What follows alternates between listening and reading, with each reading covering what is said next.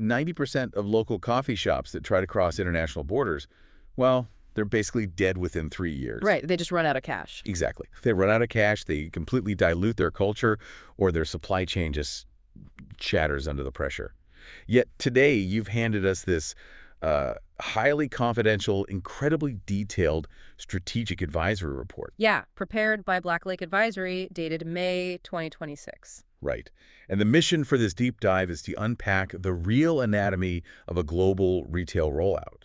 We're using this really fascinating Thai specialty coffee brand as our masterclass today. Because we're looking at how a local sensation actually plans to conquer the map, and it's a phenomenal case study. It really is. I mean, we are not looking at a software company that can just, spin up a new server to reach a new continent. No, no, no. We are analyzing a physical, agricultural, deeply experiential product here. The subject of our deep dive is KHAO coffee. Right, which is currently this premium 3-location brand based in Chiang Mai, Thailand.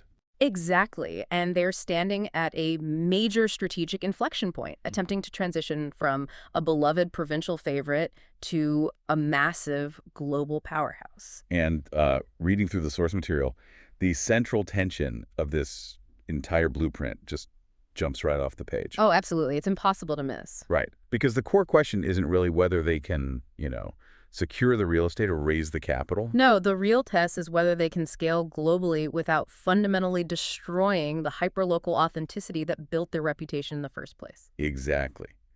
How do you take this intimate, soul-driven local coffee experience and export it to sleek international cityscapes without becoming just another sterile corporate chain? Well, the founder triad is where that answer has to start. Oh, definitely. Because before any company can scale its operations, it has to possess a structural DNA worth scaling. Yeah. If you look at the brand logo provided in the report, it's actually a masterclass in establishing that DNA visually. Okay, let's unpack this. Because most local cafes, they kind of rely on minimalist aesthetics, right? Yeah. Maybe a stylized font or some abstract shape. Right, the typical modern coffee shop look. Exactly. But KHAO's logo is deliberately illustrative. Right in the center, you have this sleek, dark blue coffee cup. Yeah, and it's cradled by these really distinct multi-tonal mountain peaks. Spot on. And behind those mountains, there's a golden rising sun radiating light, and flanking the cup are these rich green leaves and bright red coffee cherries. Which is so striking. And underneath it all, their manifesto just reads, "From northern Thai mountains to the world." It's bold. It really feels less like a corporate badge and more like a literal mapped visualization of their supply chain. It's basically farm to cup rendered in graphic design. And that visual map directly corresponds to the human architecture behind the company. Oh, the founders. Right. When analyzing the founding team, you realize how rare it is to find a trio with such perfectly interwoven skill sets. It's almost too perfect. It is. In venture capital, there is this concept of the ideal founder triad: the visionary who owns the product, the brand architect who translates it, and the operator who scales the machine. And KHAO Coffee embodies this structure flawlessly. I mean, their backgrounds really do read like a corporate screenplay. They really do. Let's start with the CEO. Right, Somchai Ratanakorn, who goes by Som. He's 38, a third-generation coffee farmer from the Doichang village. He literally has his hands in the soil. Exactly. He speaks Aka, which is the local indigenous dialect. Huh. But he isn't just a local farmer. He spent 5 years at Starbucks Reserve in Seattle. Which is huge. Right. Managing green coffee sourcing and global quality control. And that dual perspective is the engine of the company. Salmon bridges the agrarian reality of high-altitude coffee cultivation with the exacting, really unforgiving standards of a massive international corporation. Yeah, he knows what a perfect harvest looks like on the mountain, and he knows how to grade that harvest to meet international specialty standards. Exactly. Then you add Aphinya Sawat, who goes by Ping, their creative director. Right, she's a Chiang Mai native, but her training is entirely cosmopolitan.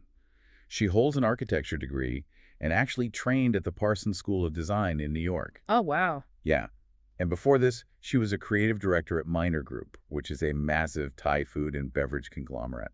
So she isn't just, throwing up bamboo walls and elephant statues. Not at all. She is bringing a highly contemporary, sophisticated Northern Thai aesthetic to the physical spaces. Right, because Ping's role is translation. She takes some authentic agricultural product and contextualizes it within an environment that high-end urban consumers want to spend serious money in. She builds the theater. Precisely. But even with an elite product and a gorgeous retail space, moving physical goods across borders is a logistical nightmare. Which brings us to the operational anchor, David Chen, the operations director. The guy who makes it all work. Yep. 42 years old, Taiwanese-American, raised in San Francisco, wielding a Wharton MBA. His resume carries 15 years of specialty coffee supply chain experience at giants like Blue Bottle and Intelligentsia. David is the architect of the machine itself. He understands international freight, multi-jurisdictional financial management, and U.S. market entry. How's the scaler? Exactly.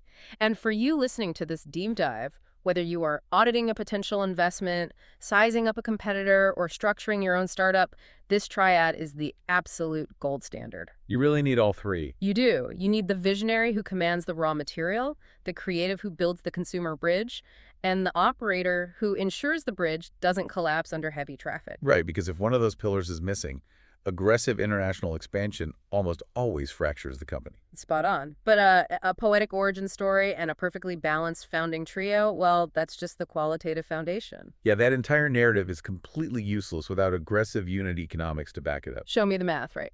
Let's look at the raw math justifying this expansion, because the total addressable market numbers in the Black Lake report are staggering. They really are. The global specialty coffee market is valued at $85 billion as of 2026, compounding at 10.2% annually. Huge growth. And KHAO Coffee's specific target zones represent a $2.1 billion opportunity.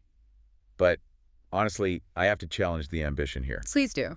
Is pushing a 3-store operation into a multi-billion-dollar, multi-country global market right now just, well, fundamentally premature? That's a fair question. Right. 3 stores in Chiang Mai is a phenomenal local win. But biting off 3 massive international zones, it feels like the definition of running before you can walk. The hubris could kill them. It's the most critical pushback you could offer, and it's precisely why Black Lake Advisory audited their readiness before greenlighting a single lease. And what did the data show? The hard data in the report dismantles the skepticism entirely. KHAO's current locations aren't just popular, they're highly optimized profit engines. Oh, no. They are generating between 6.5 million and 8.5 million Thai baht annually per location. Which is heavy volume for specialty coffee. But top-line revenue is just a vanity metric if the operating costs eat it all. Well, the profit is what justifies the rollout. At their mature spots, they are pulling 18 to 22% store-level EBITDA margin. Wait, let's pause on that metric for a second. Yeah, it's wild. For you listening, EBITDA earnings before interest, taxes, depreciation, and amortization is basically what the store actually generates from its daily operations before the corporate tax man and the bank get their cut. Right, the real money. And in the food and beverage industry, where your margins are constantly being devoured by raw ingredient costs and hourly labor, keeping anything over 15% is incredibly rare. Pulling north of 20% is almost unheard of without severe vertical integration. And that is KHAO's secret weapon. Ah, the supply chain. Exactly. They are not buying roasted beans from a wholesale middleman who takes a 30% markup. They source 35 to 40 tons of green coffee directly from 15 to 20 smallholder farmers. So they cut out the middleman entirely. Yes. And because they pay premium above market prices directly to the growers, they lock in absolute loyalty and secure the highest quality yield. It also insulates them from the wild fluctuations of the global commodity coffee market, right? Exactly right. They stabilize their cost of goods. Then they control the manufacturing by roasting everything in-house using a Loring smart roaster. And the mechanics of that specific roaster are fascinating. I was reading about this. Oh, yeah. Yeah, unlike traditional drum roasters that just blast heat and vent it out, a Loring recirculates the hot air.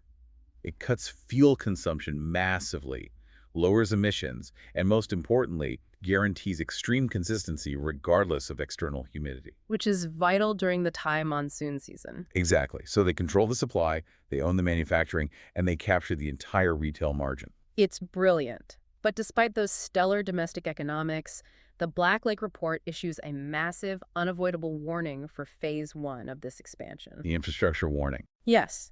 The consultants state unequivocally, do not cross a single international border until the back office infrastructure is entirely rebuilt. Because right now, They're running like a highly lucrative mom and pop shop, Right. They use manual inventory tracking and record everything in a single currency. which works fine when your roasting facility is a 10-minute drive from your cafes. Sure. But it's a catastrophic vulnerability when you're trying to reconcile international freight costs to Singapore or commercial rent in Hong Kong. If they scale those analog systems, they will fly blind into a mountain. Yeah, no question. Their report mandates a transition to institutional-grade financial infrastructure.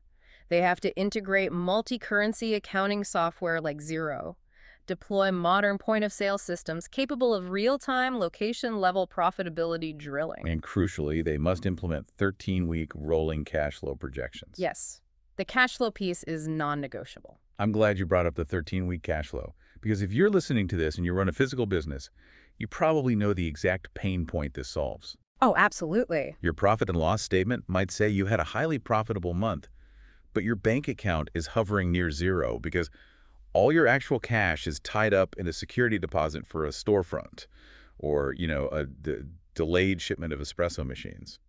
Cash flow is the oxygen of physical retail. Exactly. A 13-week rolling projection forces the management team to forecast exactly when cash enters and leaves the bank account over the next quarter. It gives you visibility. Right.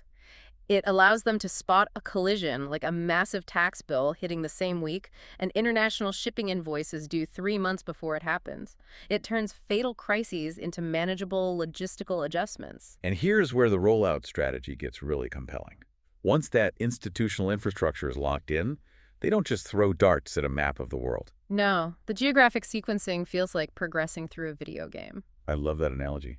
They aren't jumping straight to the final boss in a massive arena. They are leveling up systematically. Right. Phase 1 is the back office foundation in 2026. Phase 2 is Singapore in 2027. Phase 3 is Hong Kong in 2028. And Phase 4, the final boss fight, is the U.S. West Coast in 2029 and 2030. The decision to utilize Singapore as the first international testbed is strategic brilliance. Why Singapore specifically? Well, you don't choose your first foreign market based purely on the maximum number of potential customers. You select it based on the highest probability of successful execution and systemic learning. Because Singapore is an incredibly insulated testing ground. Geographically, it's just a 2.5-hour flight from Chiang Mai. Exactly. If the espresso machines go down or the local staff completely misinterprets the training manual, Sam or David can literally fly down, fix the issue, and be back in Thailand for dinner. Which drastically limits the founder burnout that usually plagues early expansion. So true. And beyond the geography, the unit economics are protected by international trade policy. This part is huge. It is. Under ASEAN trade agreements, there are 0 import duties on their roasted coffee entering Singapore. Which is massive. Normally, importing a finished agricultural product incurs heavy tariffs to protect local farming. Right. The taxes can kill your margins. Exactly. Removing that tax barrier means KHAO's landed cost for a bag of premium beans in Singapore is dramatically lower than, say, an Australian or American brand trying to enter that same neighborhood. It protects that 18 to 22% margin buffer. Furthermore, Singaporean consumers possess a highly sophisticated, educated coffee palate. They appreciate good coffee. Oh, yeah. They are culturally primed to willingly pay 5 to 8 Singapore dollars for a premium single-origin cup. Plus, it is an English-language business environment, meaning KHAO can draft, test, and refine standard operating procedures and training manuals in English, which prepares them for the eventual U.S. rollout. Exactly. Looking at the capital requirements, the entire 4-year vision requires roughly 57 to 76 million Thai baht. That's a serious chunk of change. But the phased approach mitigates the upfront burn. Singapore specifically requires a leaner 12.3 million to 16.2 million baht investment. So it's manageable. Right. They are targeting culturally resonant, high-foot traffic neighborhoods like Tionggo Baru or Tanjong Pagar with a strict mandate to break even within 16 to 18 months. Okay, so once the Singapore operation is stabilized and cash flow positive, they export that reinforced operational muscle to Hong Kong in Phase 3. Correct. Hong Kong is slightly more complex. Yeah, I'd imagine. It requires translating the brand culture for a Cantonese-speaking demographic and navigating different commercial real estate dynamics, but it serves as the crucial gateway to the greater China market. And then, the final phase, 2029 on the U.S. West Coast, specifically Los Angeles or San Francisco. They deliberately delay the largest, most lucrative market until year 4. Because the U.S. is the most logistically complex, geographically distant, and fiercely competitive market on their roadmap. Jumping in too soon would be a disaster. Entering it prematurely would break the company. By 2029, their international supply chain will be battle-tested. Makes sense. And the West Coast is highly strategic because it offers a massive established Thai diaspora to serve as an initial loyal customer base. Right. Overlaid with a broader consumer demographic that actively seeks out and pays a premium for sustainability and direct trade narratives. It's the perfect match. But, a pristine geographic map is just theory, and physical retail is notoriously chaotic. Oh, it never goes exactly to plan. Which brings us to the harsh realities of execution risk. The Black Lake Advisory Report spends significant time outlining guardrails, kill switches, and the glaring vulnerabilities in KHAO's supply chain. Yeah, we have to talk about the sourcing bottleneck. Right now, 80% of their coffee volume is pulled from just the Chiang Rai and Chiang Mai region. It is the single greatest structural vulnerability in their entire business model. I was thinking about it like this. Scaling a centralized agricultural product is like trying to stretch a single power cord across a massive house. I like that analogy. Right. The further you pull the plug from the original outlet in Chiang Mai, stretching it to Singapore, then Hong Kong, then San Francisco, the more tension you create. Oh, definitely. If you just yank it without reinforcing the cord, the wire snaps, or you unplug the entire system and everything goes dark. Because a terrible crop season in Chiang Rai or an unseasonal monsoon could sever their supply line entirely. Exactly. If the beans stop flowing, the multi-million-dollar international storefronts have literally nothing to sell. And the tension on that power cord is exactly why this advisory report is so impressive. It doesn't just chart growth, it mandates expansion failure triggers. Kill switches. Right. Establishing predetermined conditions for failure before the expansion even begins is a hallmark of elite strategic planning. Because it removes the sunk cost fallacy. When you've poured millions into a new market, human emotion desperately wants to keep funding a losing battle just to save face. We see it happen all the time, but predetermined triggers strip emotion from the boardroom.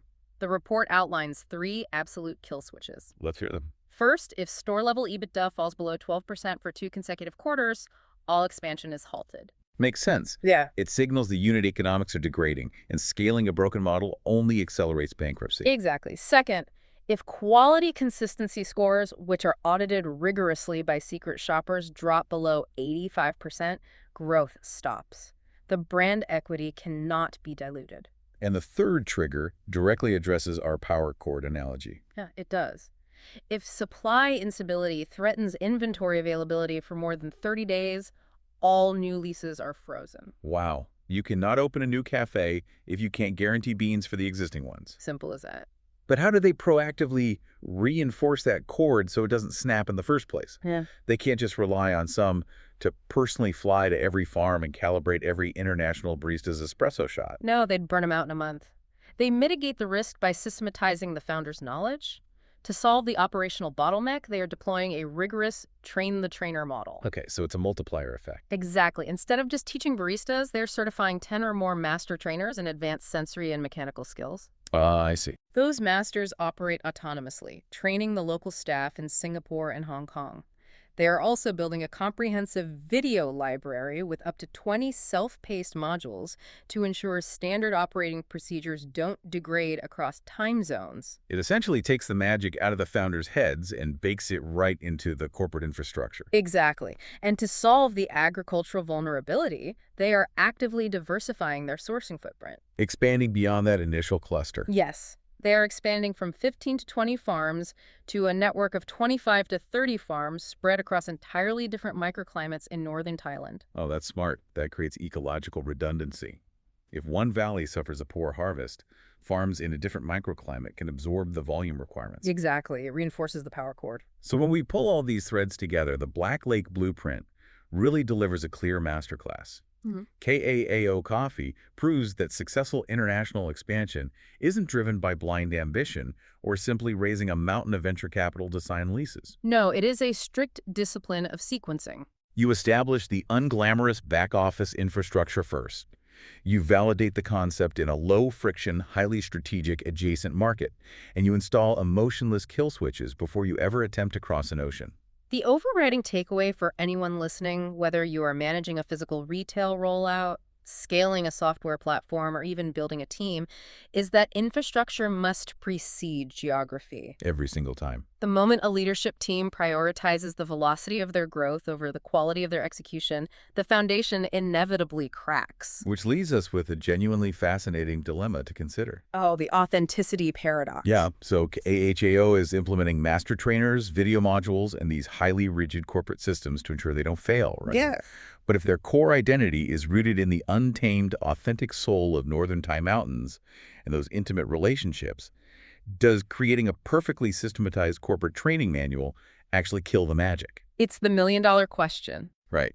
If they successfully systematize their authenticity, are they still exporting Thai culture, or are they just exporting a highly efficient franchise model wearing a Northern Thai mask? Is systematized authenticity simply a corporate oxymoron?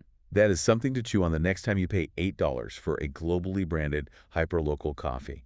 Thanks for joining us on this deep dive.